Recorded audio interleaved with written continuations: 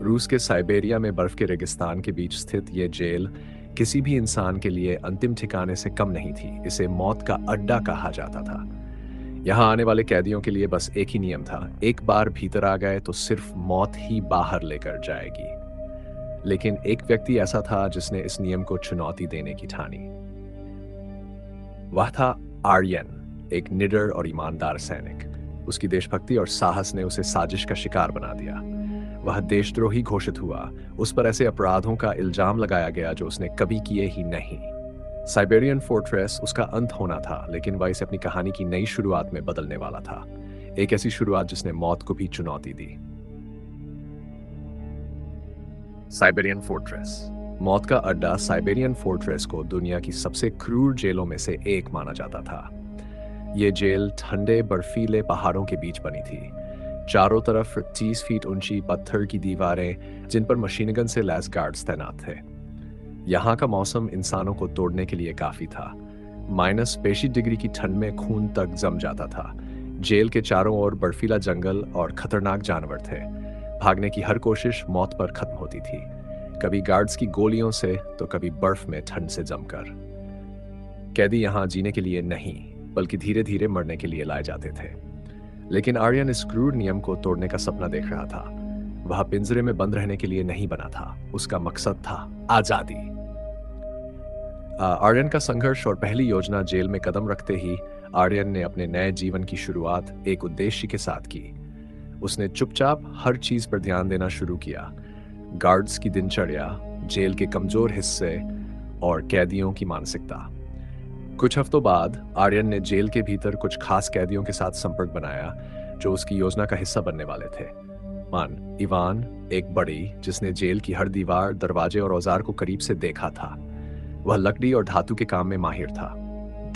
Dmitry, एक सुरंग विशेषज्ञ जिसने कई बार अपनी जान जोखिम में डालकर खदानों में काम किया था। लेओनिद, एक पूर्व जासूस जो नक्शे पढ़ने और रणनीति बनाने में बेजोड़ था। मारिया, जेल में एक डॉक्टर जिसने अपनी बुद्धिमत्ता और साहस से कई लोगों की जान बचाई थी। आर्यन ने उन्हें अपनी योजना में शामिल किया। उनकी बातचीत से एक योजना का जन्म हुआ, मौत को मात देने की योजना। मास्टर प्लान, आजादी की राह। आर्यन और उसकी टीम ने महीनों की योजना बनाई। ये योजना इतनी जटिल थी कि एक छोटी सी गलती भी सब कुछ खत्म कर सकती थी। योजना के मुख्य चरण: सुरंग का निर्माण। डिमिट्री ने जेल के रसोई घर के नीचे नरम मिट्टी का पता लगाया। यह जेल का सबसे कमजोर हिस्सा था। वहां से एक सुरंग खोदने का निर्णय लिया गया। औजार तैयार करना। इवान ने जेल के टूटे फूटे सामान से औजार बनाए।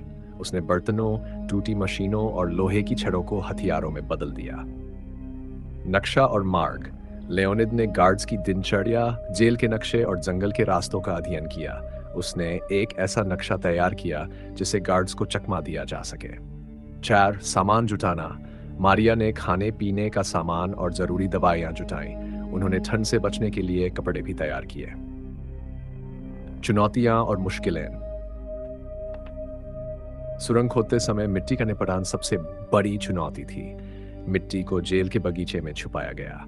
एक बार गार्ड्स ने जमीन में बदलाव देखा, लेकिन इवान ने तुरंत लकड़ी और पत्थरों से इसे छिपा दिया। गार्ड्स का शक। एक दिन गार्ड्स ने रसोई के आसपास गश्त बढ़ा दी। आर्यन और टीम ने काम रोक दिया और गार्ड्स जाने का इंतजार किया। सर्दी और औजारों का टूटना। ठंड इतनी भयानक थी कि उनके औजार कई बार टूट जाते थे। हर बार इवान ने टूटे औजारों को फिर से बनाया। टीम के बीच मतभेद। कठिन परिस्थितियों में टीम के बीच कई बार झगड़े हुए, लेकिन आर्यन ने अपने साहस और नेतृत्व से उन्हें एकजुट रखा। भागने की रात। तूफान के साये में 4 महीने की मेहनत के बाद सुरंग तैयार हुई।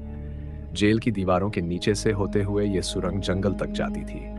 एक बर्फीली रात जब तूफान अपने चरम पर था, आर्यन ने इसे सही मौका समझा। तूफान की वजह से गार्ड्स चौकसी में ढिलाई बरत रहे थे। टीम ने एक एक कर सुरंग में प्रवेश किया। हर कदम पर मौत का खतरा था, लेकिन उनका आत्मविश्वास मजबूत था। जंगल की क्रूर परीक्षा जेल से निकलने के बाद टीम को नई चुनौतियों का सामना करना पड़ा। भेड़ियों का हमला। बर्फीले जंगल में भेड़ियों का झुंड उनका पीछा कर रहा था। लेओनिद ने आग जलाकर भेड़ियों को भगाया, गार्ड्स का पीछे जान जोखिम में डालकर रास्ता बनाया। आज़ादी की मंजिल कई हफ्तों की कठिन यात्रा के बाद वे साइबेरिया की सीमा पार कर गए। एक छोटे से गांव में उन्हें शरण मिली।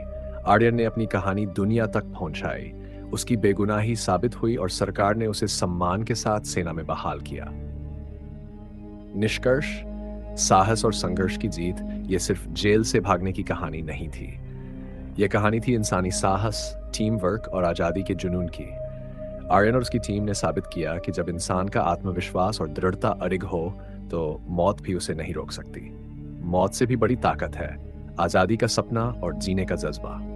अगर आप इस चैनल पर नए हैं तो कृपया चैनल को सब्सक्राइब करें और वीडियो को लाइक करना न भूलें। साथ ही घाइकन को दबाएं ताकि आपको हमारी नई कहानियों और अपडेट्स के नोटिफिकेशन सबसे पहले मिल सकें। आपके समर्थन से ही हमें और बेहतर कंटेंट बनाने की प्रेरणा मिलती है। धन्यवाद।